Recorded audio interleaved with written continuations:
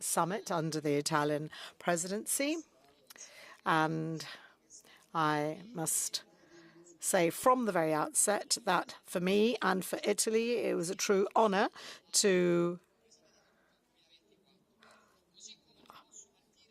hold the presidency of the G7 in 2024. And there are a number of people I need to thank.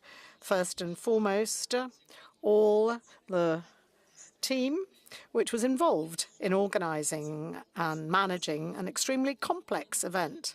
I would also like to thank all those who were behind the many diplomatic consultations, starting with Ambassador Elisabetta Belloni and her staff. She was involved in very complex negotiations. I would like to thank my diplomatic advisor, Fabrizio Saggio, and I must also add that we had a very challenging agenda with a high number of delegations present, particularly during the outreach sessions. And I have to thank all those who made it possible for us to hold our meetings in such an efficient fashion. Thanks to them, we were able to work in this very efficient way. Things went smoothly. I would like to thank all of the officials of the Italian government and authorities for having made this a huge success, and there's no denying that it was precisely that. And I would like to thank all of the law enforcement bodies that made sure that everything took place in a safe and secure environment. I'd also like to thank the journalists who had to shuttle back and forth between Bari and Borgo Egnazia. Thank you for having provided coverage of the event for the benefit of Italy and the rest of the world. I'm grateful to the people of Apulia and the local authorities for their very warm welcome. And we believe that this wonderful part of Italy will gain even more recognition at a global level for its assets and beauties. At the end of the day, the result was due to excellent teamwork. And had there been any need for this, yet again, Italy has risen to the occasion and was successful in organizing such an important event. This is something the Italian people should all be proud of. At times we tend to forget what we can achieve, but I think today is a day when we should celebrate that. The summit ended yesterday with the formal approval of a communique that had been drafted in the previous days, and I would like to stress this because I think this is not something we should take for granted. It shows that we have one vision. The final communique, the Apulia G7 leaders communique, is a very, let's say, comprehensive document which addresses the many challenges we have to tackle. There are a number of issues that are addressed that are of huge relevance for us and for our future, and we have acted in a very coordinated way. I would like to thank Joe, Emmanuel, Rishi, Olaf, Justin, Fumio, Ursula, and Charles. I would like to thank their team, their Sherpas, for having contributed in such a positive and significant way to the success of this summit. And I would also like to thank the many leaders from other countries and international organizations that took part in the outreach session, which was one of the most representatives ever. We had the World Bank president, the IMF managing director, the OECD secretary general, the UN secretary general, the African Development Bank. We also had President Zelensky, who was present at the session on Ukraine. We had leaders from Brazil, holding the G20 presidency, India. We also had the president of Mauritania, his capacity as AU chair. We also had the leaders of Kenya, Algeria, Jordan, Turkey, the United Arab Emirates, therefore the Gulf countries, Tunisia, Argentina. This is important because, as we said during our outreach meeting, G7 is not a fortress. It shouldn't defend itself from anything or anyone. It should be open to the world, to engage with others in order to find the right and most effective approach to our development. And it's not about the West against the rest of the world. This is a misconception. Our approach, I think, was made even clearer during the Italian presidency, and the narrative is completely different.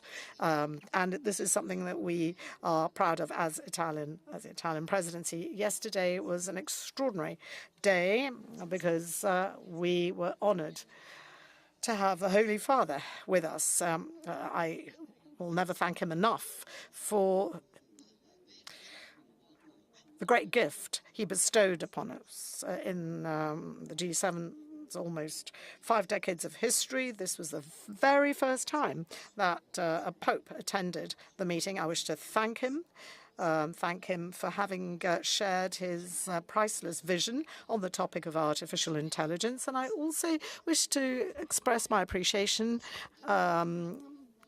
to the Holy Father because he showed great respect and stayed for the entire session to listen to the words of all leaders. And this was a true gift, and I'll be eternally grateful to the Holy Father for his presence and for his message. Let's move on to content. In the final communique, the G7 shows that it stands together in defense of the rule of law, the international rules-based order. We know that this system has been, let's say, jeopardized with the Russian aggression war in Ukraine, and the result is clear to us all. We know that areas of conflict are multiplying around the world, and we know that some saw things differently and didn't believe that we would continue to show support for Ukraine as we have. We continue to have a comprehensive, integrated, unified approach to help this nation, which has been attacked, to look to the future. And the G7 agreed on an additional support of $50 billion coming from the extra profit derived from seized African assets. This is Russian assets, excuse me. This is the result of a very important agreement, which will have to be ironed out and finalized in terms of the technicalities required, bearing in mind the reference framework that has already been adopted at the European Union level. We have to continue to stand by Ukraine for as long as is necessary, and of course this is essential in order to, let's say, reach a solution to ensure that peace may prevail. Today, as we know, Switzerland will be hosting a conference on Ukraine. Our foreign minister is already there, and Italy and with our partners has ensured that support for Ukraine has continued to be provided unwaveringly.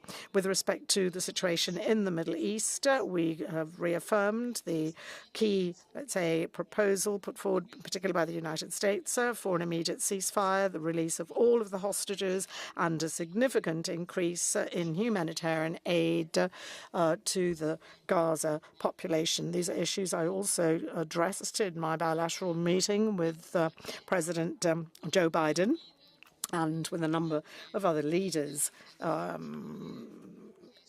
this morning as well. And on behalf of Italy, I must say that I'm particularly proud of the commitment my country has shown over the last few months,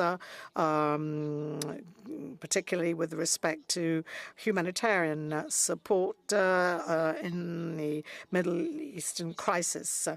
And the G7 has once again reiterated that no effort must be spared to avert the risk of escalation in the region, to achieve a lasting solution with a two-state approach. And this is something that was also, let's say, confirmed by the countries that were invited to the outreach session. The Italian presidency of the G7 has been focusing specifically on its relationship with the African continent, and I'm very proud that the G7 as a whole has shared Italy's approach, which has, let's say, been one of the key features of this government. With the G7, we have to act together to develop a new development paradigm with an equal partnership so that African countries can, let's say, benefit from their resources. We have shared a number of, let's say, proposals with respect to a number of different and perfectly compatible approaches. We have the European Union Global Gateway, Italy's Mattei Plan, and the Partnership for Global Infrastructures and Investment, the PGII of the G7 that was launched 2 years ago. And we also organized a side event involving the private sector, Italian and U.S. leading companies, and also international development banks. And I think that this is truly one of the most significant achievements of the G7, because this actually bears witness to a very concrete approach. Many discussions have been held on Africa, many documents and papers have been produced, but we have to make sure that concrete action can follow, let's say, these words. We have focused on relaunching development, promoting food security, energy, digital technologies, infrastructures. And I believe that this really makes the difference. And I would like to rapidly mention the Apulian Food Security Initiative, the aim of which is to strengthen agricultural production and improve the resilience of infrastructures, energy for growth in Africa, to foster the production, generation, distribution of green energy. This is an initiative adopted by the G7, which was also supported by 7 African nations and some of the countries that attended the outreach meeting yesterday. The intention is that of extending this in a very open and transparent way. We also have the G7 Hub on the sustainable use of land to promote precisely the sustainable use of land, the African Virtual Investment Platform, the G7 Platform for Green Investments, to encourage investment in Africa with a special focus on clean energy, clean technologies. And lastly, I'd like to mention the establishment of a centre to promote the launch of digital systems, particularly focusing on AI. And we know there's a huge potential that can be tapped, linking these initiatives with the PGII and the Global Gateway, and of course the Mattei Plan. Another extremely important commitment on the part of G7 is that of ensuring that African economies participate more fully in global supply chains, to ensure the development and distribution of wealth in those countries. So these are not just documents that we're talking about. We have always tried to ensure that concrete actions can follow, and this is something that the summit has been delivering. We believe we have to cooperate with Africa, and as you know, this is the best way to tackle another global emergency, i.e. the management of migration flows. Following Italy's initiative for the very first time in its history, the G7 has addressed the issue of management and government of migration flows. The final declaration reiterates our commitment to tackle the root causes of migration in order to guarantee the first right that should be, say, ensured, the right to be able to stay at home in one's country, to be able to fulfill aspirations without having to leave. And then we also reiterated our commitment to fight trafficking in human beings. We obviously need this global coalition to work together to tackle the scourge of smuggling and trafficking networks that are a new form of slavery. I'm particularly proud of the outcome of this debate. This is a first for a G7 summit, and it's the first time this issue was addressed so clearly. And we adopted the approach of two great Italians, Giovanni Falcone and Paolo Borsellino, who said that in fighting the mafia, you had to use a follow-the-money approach. We know that trafficking has become the most profitable activity for criminal networks. Let's say it is a more profitable activity than weapons smuggling. It is on par with drug smuggling, and this is a very significant achievement indeed. And then we address the topic of artificial intelligence. Artificial intelligence is a topic that the Italian presidency chose to include in our discussions, as we pointed out in the 2 days we had meetings on, and we think that this initiative needs to be developed, but it must be human-centered, and humans should be the, let's say, ultimate purpose of the use of this technology. The Holy Father made a very significant and profoundly ethical contribution, and he talked about algorithmics. In other words, the need to ensure that algorithms are ethical. We succeeded in adopting the inclusion of a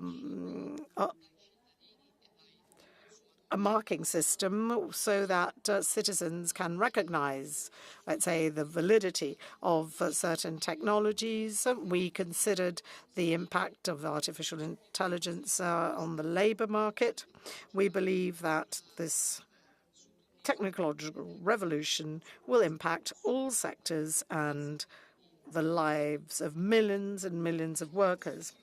The declaration addresses a number of other topics: Indo-Pacific, supply chains, economic security, the climate-energy nexus. We're also aware that the major challenges that have to be addressed at a global level are interconnected, and this is why we have chosen to build on the results of the Japanese presidency last year.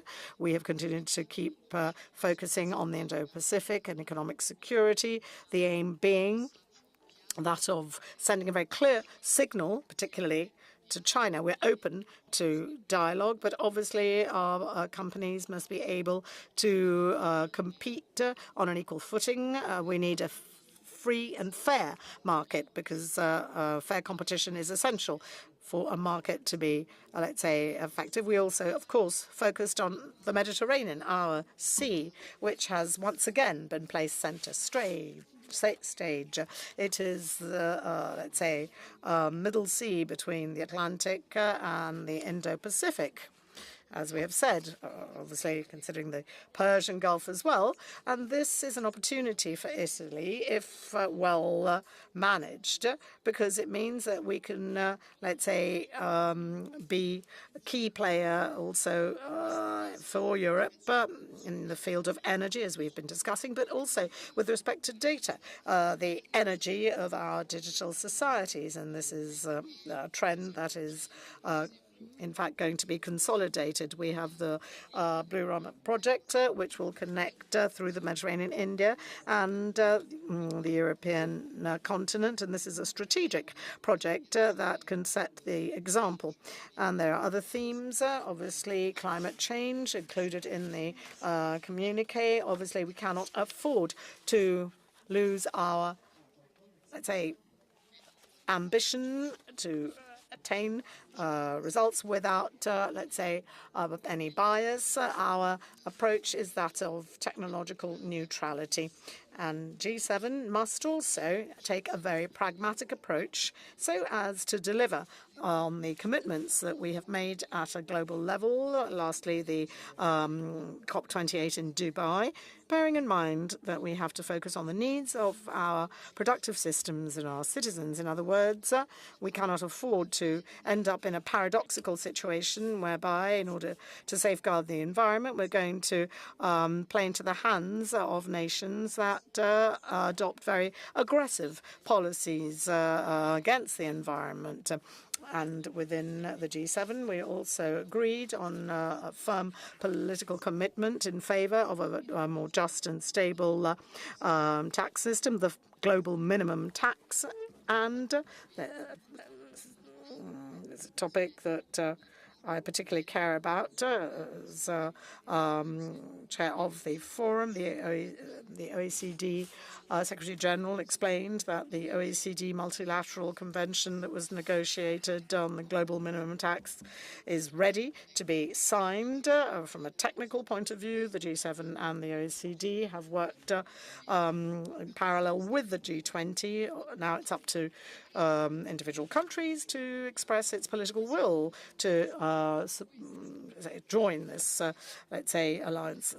This, in sum, is what the summit has addressed, and I'm extremely, extremely pleased with the outcome. Obviously, in the course of the summit, I also had a number of bilateral meetings, I had a bilateral meeting with President Joe Biden. We discussed the main, let's say, crises at a global level. We also looked at bilateral issues, investment opportunities and new technologies. And I would also like to point out that over the last year also, Italian export to the US increased by almost 7 billion. And this is tangible proof of the, let's say, consolidation of a fundamental partnership. I also had talks with Prime Minister Trudeau and President Lula in order to ensure continuity between the Italian presidency this year and the Canadian presidency next year, and continuity between the G7 and the G20,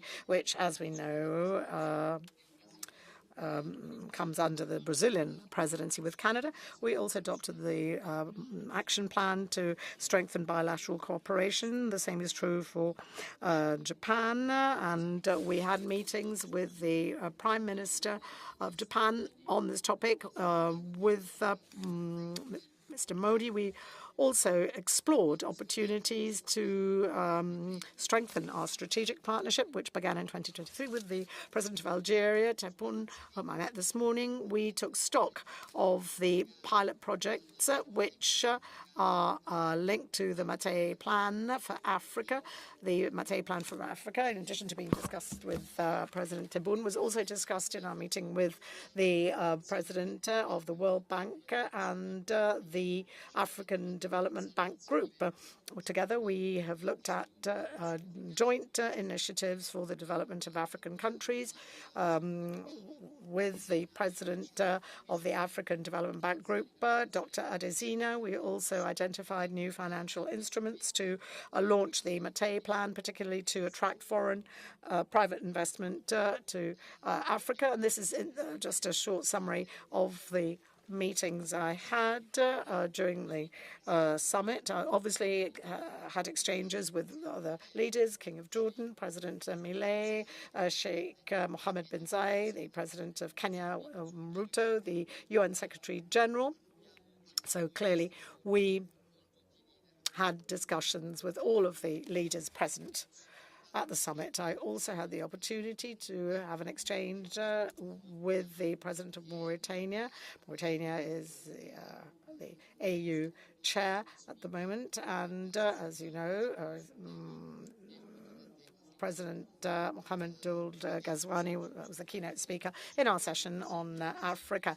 And I'd like to end by saying that the summit is over, but the Italian presidency is looking to the next few weeks and months when ministerial meetings will be held, in the course of which we will continue to, let's say, focus on our priorities. We started on the 1st of January, and we will, by the end of the year, have held 21 ministerial meetings, plus more than 130 technical meetings, in addition to meetings with civil societies, Women 7, Youth 7, Civil 7, Labour 7, Business 7 for the first time. I would like to also mention that the Italian presidency this year chose to organize ad hoc meetings on the issue of defense, on the issue of disability, which I believe is something else that the Italian presidency should be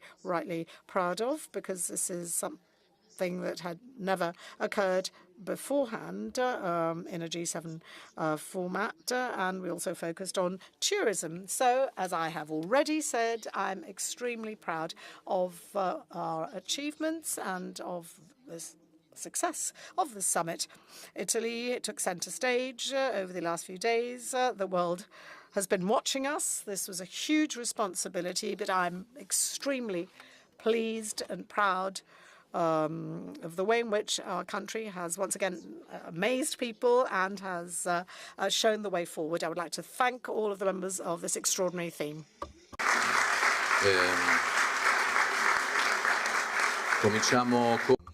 So let's start with the questions. Thank you. Let's start with the questions. Manuel Lauria from Republic, if you'd like to stand.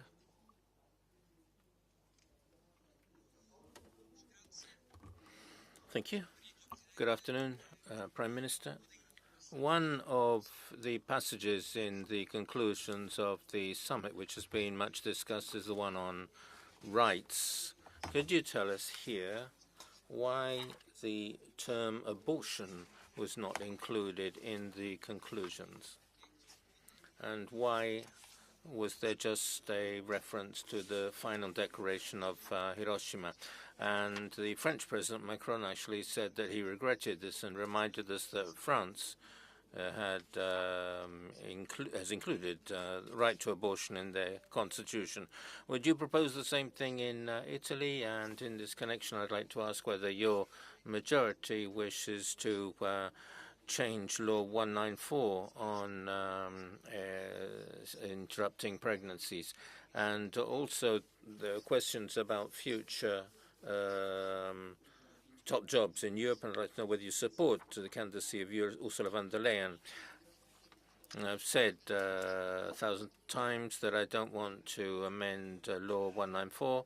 I want to apply it in all its parts. I think it's a very good law which doesn't require any changes. With the reason as far as the reason why there's no reference to the word abortion is not there. I've already answered because usually in the final documents of these sessions, things which are already taken as ascertained are not repeated. We repeated the reference to the Declaration of Hiroshima. In the Declaration of Hiroshima, it was very clear that free and safe access to abortion was guaranteed. And when something is repeated, generally there's a reference to previous documents. I think that this debate is something which has been artificially promoted. There was no debate on this in our discussion because there was nothing, no reason to argue on any of this. So I understand the reasons why these arguments arise. I understand why some people fuel these fires, but it was not something which we had any heated discussion on. With regard to the European posts, we'll have a meeting on Monday, as you know, and that will be where our assessments will be presented. You also know how the proposal on the presidency of the European Commission works. It's up to the PPE, which is has the highest number of members of parliament. When the proposal comes in, we'll see what the assessments are on the other top posts. We'll obviously be making our judgments, and what I'm interested in the first two topics actually, which are of importance to me and that will be the basis on which I'll make my decision for the Italian government. Obviously, having heard the other parties in the majority coalition, is first of all that Italy has its role recognized in terms of responsibilities to be held when the Commission is established, and that Europe understand the message which has been conveyed by the European citizens. Because if we want to draw a lesson from the elections in Europe, and if we want to read that as meaning everything's fine, I think we'd be wrong. The Europeans are asking for pragmatism. They're asking for a less ideological approach on a number of issues. They want Europe to deal more with certain priorities which have not been dealt with intensively, and they want things which have been dealt with intensively be dealt with less intensively. And I hope that message is understood, because citizens vote for a reason. They want to lend a message to a politician on which line is to be followed. I think that the message has been conveyed very clearly, and that's what I'm interested in. You know what I think in terms of the priorities Europe should deal with in the coming years, and we will make our assessments based on these considerations. We're not playing games of filling in all the slots before people elect. I think we have to respond to the indications we receive from our citizens. Angela Lante, Reuters. Good afternoon, Prime Minister. With regard to the agreement you reached on the 50 billion loan to Ukraine, I'd like to ask you, how much will the payment of Italy amount to? Will this provided directly by the government or through the European Union? And there's one point which is still unclear in this loan. What would happen if the Russian assets, which are frozen, which underpin this loan, were to return into the hands of Moscow? In that case, would the loan weigh on our national accounts and therefore also on the Italian balance? Thank you. I think that, as you know, the 50 billion loan has already been announced, will be provided by the United States, then Canada, United Kingdom, and probably Japan, compatibly with the constitutional limits which exist, have announced that they will also want to be involved. Currently, European nations are not involved in this loan, also considering the fact that all these assets are frozen in Europe. So Europe is already contributing by identifying a guarantee mechanism for the repayment of this loan. As we know, this is something which has to be considered by the European Council and will technically have to be sorted out by the European Ministers of Finance. With regard to these assets being unfrozen, as the assets are frozen because of sanctions, and since the sanctions are linked to the aggression against Ukraine, I think the assets would be unfrozen only in the case of a peace process. But I believe that a peace process, in the case of a peace process, one would also have to negotiate who's going to pay for the damages suffered by Ukraine. So I think it's something which should be dealt with in a different way. Paolo Capelleri from the ANSA agency. Thank you, Prime Minister. Before this G7, there was a big dispute in Parliament. The Speaker of the Senate said it was a harakiri event before the G7 meeting. I'd like to know what you say about this. I'd like to, you said on the eve of the G7, and you tried to connect it to what happened here. I found it very serious that there have been representatives in the majority who fall into the trap of provocations. I think those provocations will increase. I think Italian citizens have to ask themselves how much political representatives who are trying to stir up matters, how much they love their countries, trying to occupy the seats of the government when the eyes of the world on us. So all of those who try to give us lessons on the respect for the institution should start themselves by showing their respect for our institutions. But in any case, they didn't manage to spoil the success of this fine meeting. Virginia Pietromarchi from Al Jazeera. Good afternoon. If it's not a problem, I'll ask you the question in English. The G7 has once again delivered strong support for Ukraine, both financially and militarily. It has failed, though, to criticize the war conduct of Israel, whose forces have killed more than 37,000 people in 8 months, and which ignores ICJ rulings and UN resolutions. How many more civilian deaths would it take for the G7 to condemn or consider steps like sanctions or a ban on weapons sales to Israel, similar to those taken against Russia? Grazie. Look, I think we have to remember who began that, and it wasn't Israel. So first of all, we should remind that there was somebody who took civilians, women, children, and did something that was incredible. Now what we have to do is to work for peace, and it is exactly what we are doing.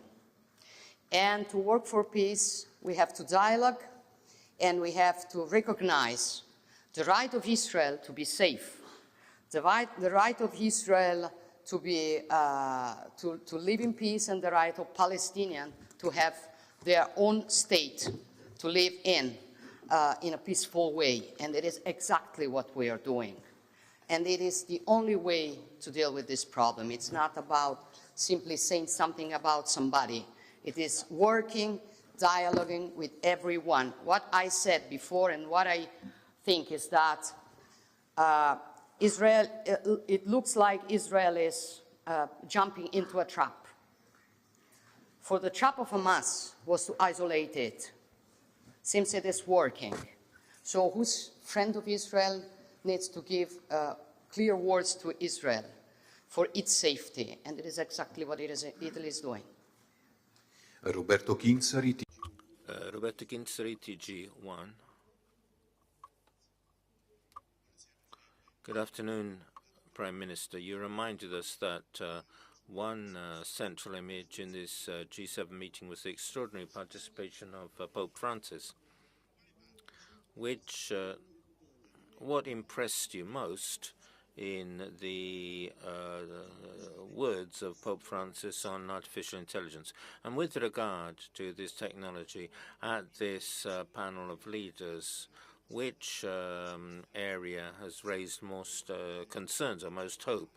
For example, the military use in positive terms and negative terms, and which seems to be the ring of power, and which has huge power but can also enslave you. I think that the words which the Holy Father addressed to us on the relationship between this technology and weapons and defense was a very important message. Holy Father said no machine can independently decide whether to do away with the life of a human being. These are some of the huge existential issues which are raised by artificial intelligence, and which we need to, and on which we need to question ourselves in depth. I think this is one of the issues, because sometimes I had this feeling in the debate, we shouldn't deal with this issue as if it were all white or all black. We need to develop it, and that's all, and we'll leave it to the market on the one hand, or the message which sometimes appears to be the message of those who say we need to ensure that human beings have to be at the center of the process, and we shouldn't develop artificial intelligence. I said at the end of the outreach session yesterday that instruments, tools are neutral. They're not in themselves good or bad, so it depends how we manage to turn them towards what is good, or even how we can limit the risks of what's bad. Artificial intelligence has a lot of risks, but it also conveys a lot of opportunities. It's a multiplier. What do we want to multiply is the question we need to ask ourselves. And obviously the answer is not an easy one, but among the risks we need to include impact on the labor market, which has been one of the Italian focuses, because we are accustomed to a technology which optimizes human skills, but replacing jobs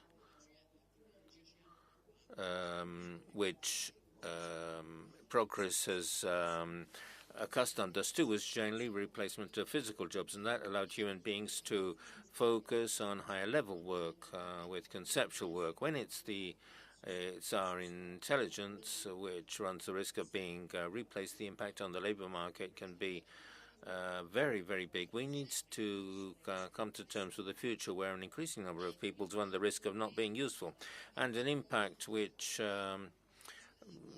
reaches very high-level areas such as the professions and other areas. We're talking about health and the role of AI in the health sector. Obviously, we use AI as a tool to help us to find cures for diseases which we haven't yet succeeded in doing. But if we're thinking, that's one thing, but if we think that we can replace doctors with applications owned by the pharmaceutical companies, that's something else.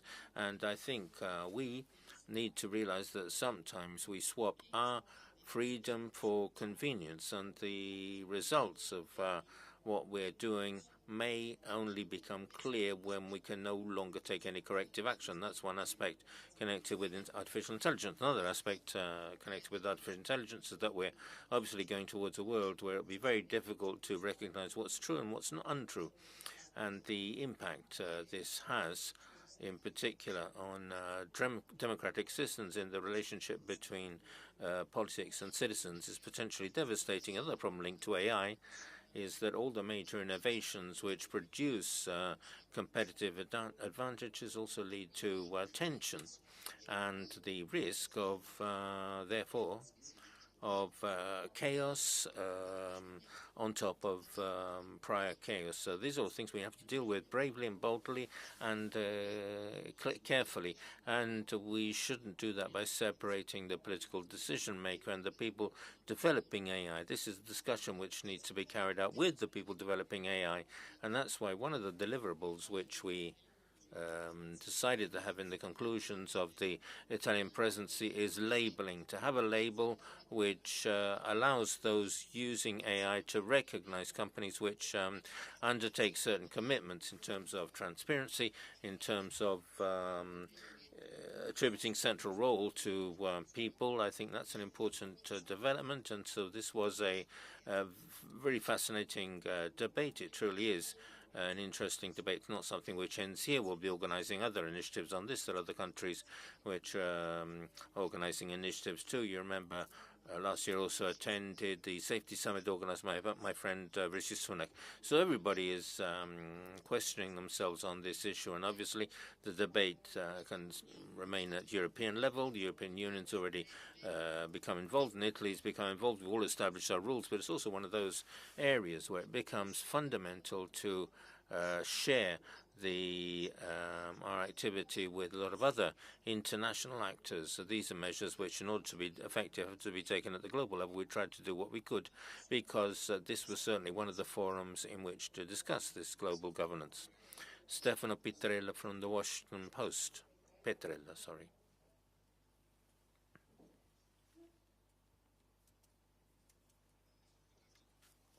Thank you in advance for your time. If you don't mind, I would like to ask my question in English. Yeah. Now, as a leader, you've been empowered at the G7 summit you just hosted as the only one of your European counterparts with a recent electoral victory. The G7 final document includes a reference to the risk of backward steps on LGBTQ+ rights, an issue which had already been raised with you in the past. How will such commitment affect your political action on social rights henceforth? And how do you intend to employ your clout as an increasingly influential conservative politician? Will you try to leave your mark by bringing more change to Europe and Italy? Will you, for instance, seek to curb green policies you see as too costly, or support blocking puberty blockers for minors? Non sono sicura di aver capito tutta la domanda. I'm not sure I understood the whole, all of the question, but there's no step backwards. Yes, thank you. That way I'll be sure I've understood the question.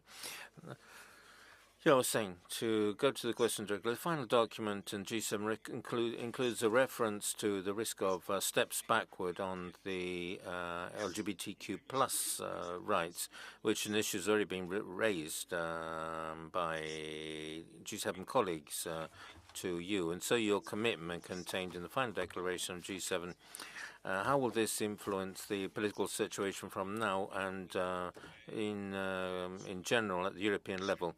With your growing influence at the European level, how are you going to influence European policies on what you consider here? I was giving you examples referring to green policies or in detail references to puberty blockers. With regard to issues like puberty blockers, I think national states have to have this responsibility. I don't think the EU should deal with this. With regard to LGBTQ, I would like to thank you for quoting the conclusions, because people have said there's been a step backwards, and what you quoted shows there's been no step backwards. Now, with regard to my political influence, I think what's happened in these 2 years of Italian government have demonstrated a very different situation compared with the narrative which unfortunately is presented by some so-called observers. I'd like to remind you that the Italian government's taken no step backwards from the current rules on abortion, LGBTQ rights and so forth, and see our expectations, sorry, the expectations of some have been disappointed, but because this narrative wasn't in line with the truth, which is often happening in Italy and elsewhere when we're told the situation in Italy. Francesca Malfitano from the Messaggero. Hello, Prime Minister. Inside the conclusions of the summit, there was a reference to the Olympic truce. And do you think that this could be a way to reach a de-escalation in the Ukraine?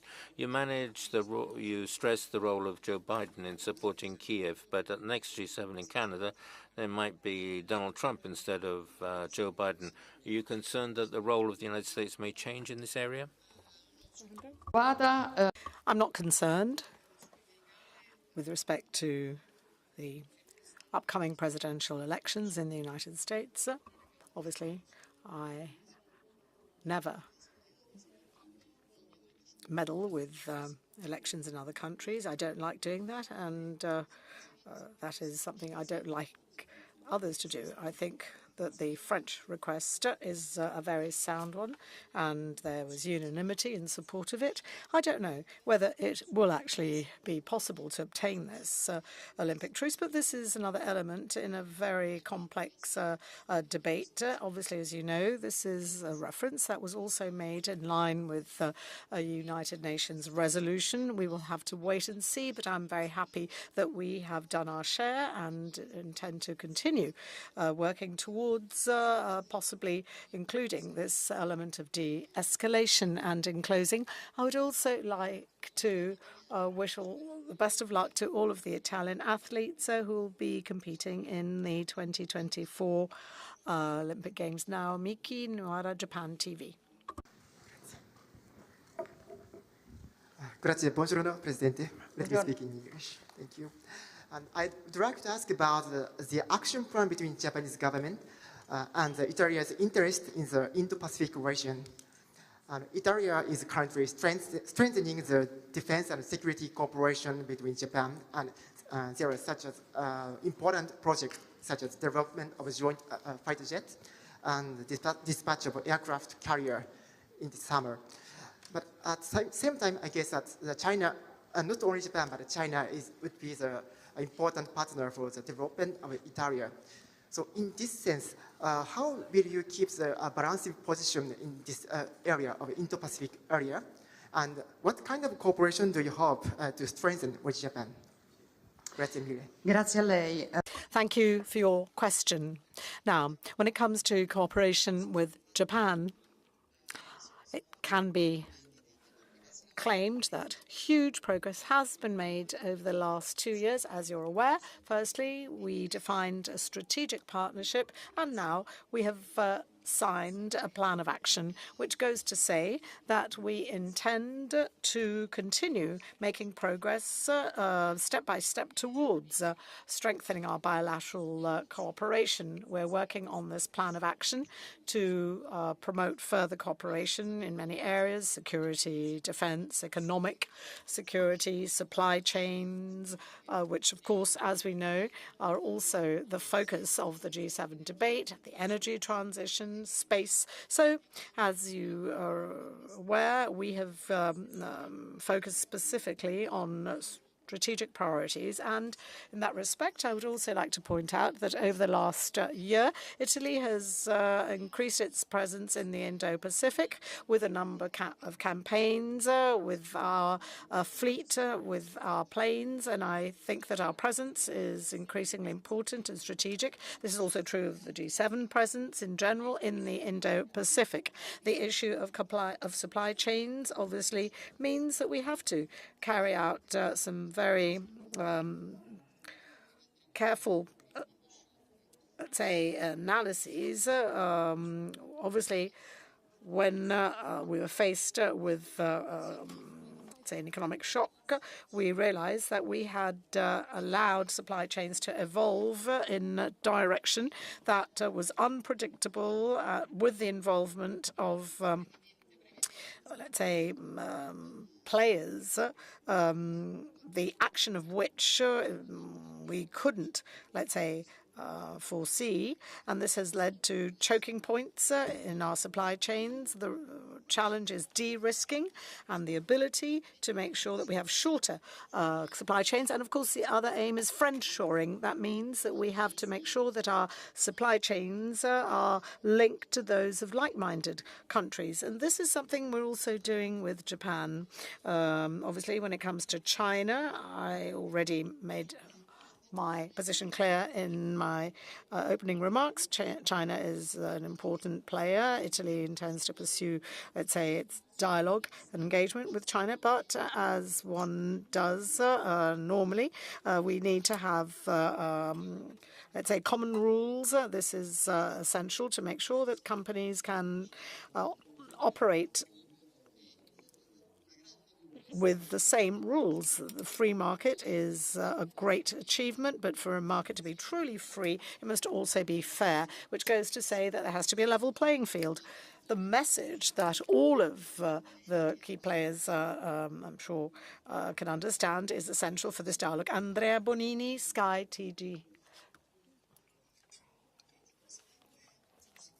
Good afternoon, Prime Minister. Migration flows is a topic in the final communique, and there is also mention of incentivating regular migration flows. What measures are envisaged with respect to the international coalition against human trafficking? How will that evolve? Is there a roadmap? What resources will be allocated to that end? Thank you. With regard to migration flows, legal migration, the document reiterates that there has to be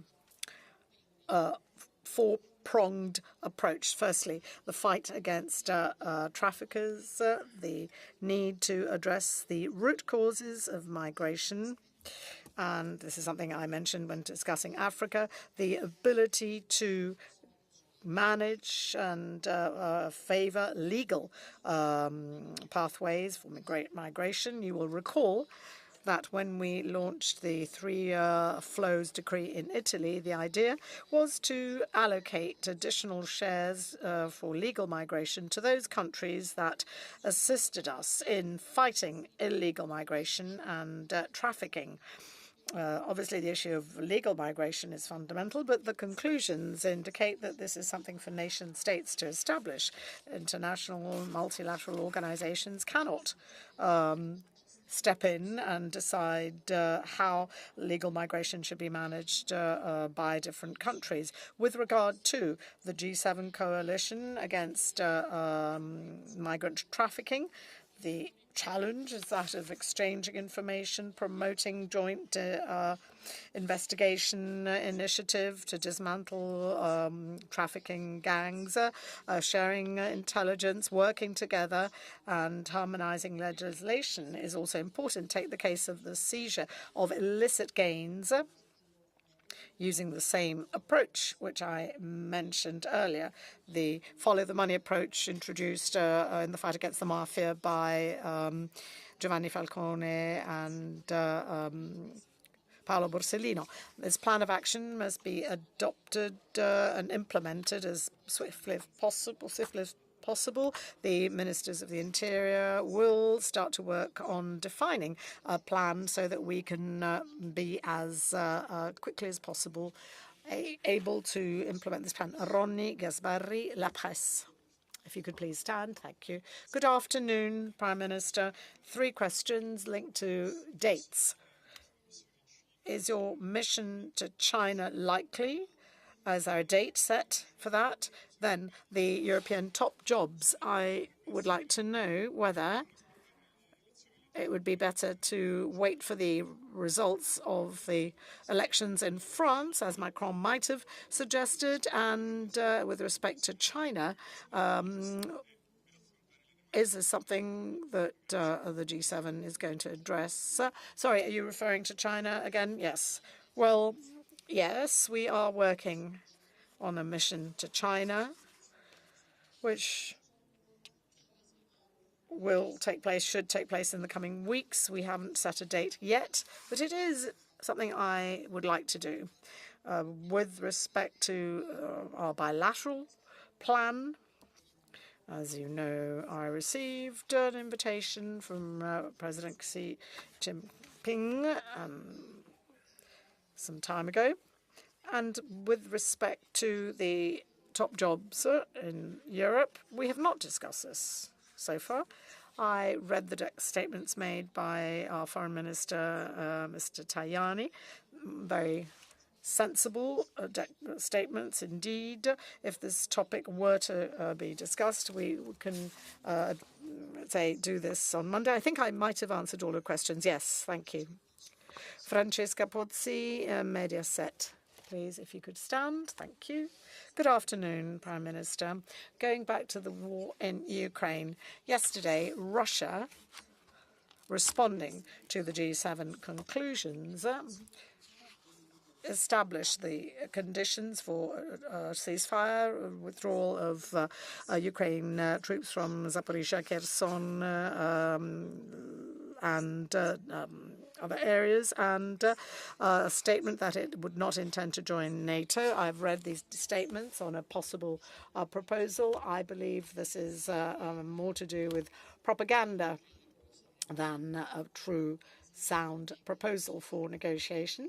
You know better than I do that unilaterally Russia actually decided the annexation of for Ukrainian regions. As we know, it is not controlling these regions completely.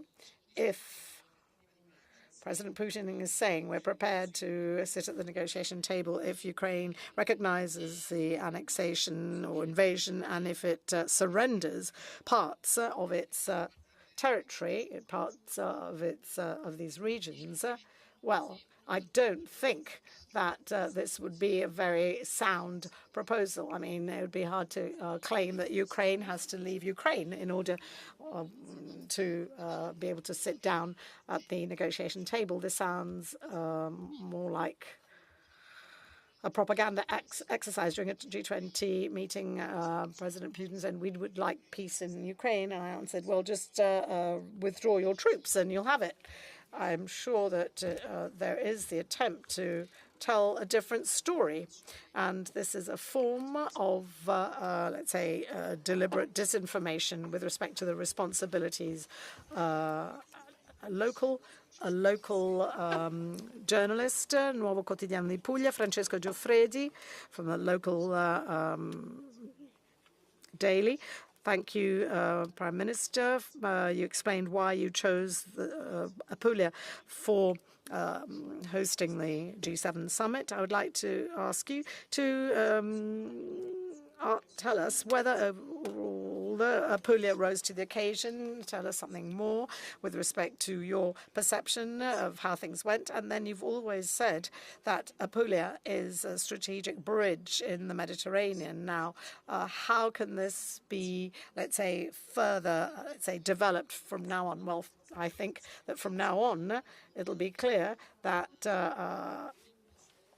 global leaders have become fully aware of where they have spent these last few days. I would like to express my appreciation to the people of Apulia. They have really risen to the occasion, and this was the best possible answer to the biased remarks that were featured in the international media. Some might have come here with certain ideas. I'm sure that they will leave with a different picture.